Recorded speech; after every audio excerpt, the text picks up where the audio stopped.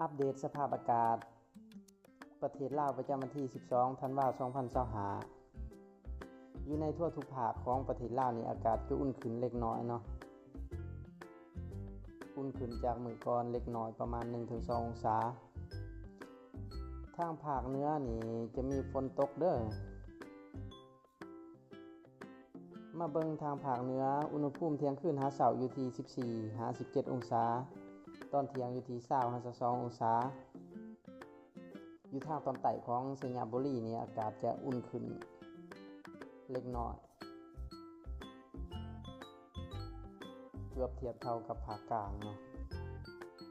และจะมีฝนตกอยู่ทางตอนกลางของภาคเหนือเด้อ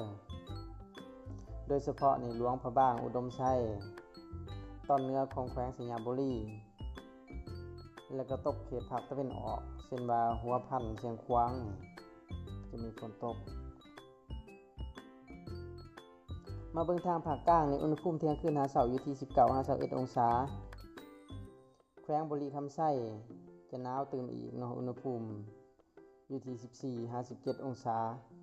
ส่วนแขวงไสสมบูรณ์นี่อากาศจะเทียบเท่ากับภาคเหนือส่วนตอนกลางเว้นนี่ทางตอนเหนือของภาคกลางนี่อากาศเย็นกว่าทางตอนใต้เนาะทางตอนใต้นี่ค่อนข้างร้อนขึ้นโดยเฉพาะแม่นแขวงสะหวรรณเขตอากาศจะร้อนขึ้นเทียบเท่ากับภาคใต้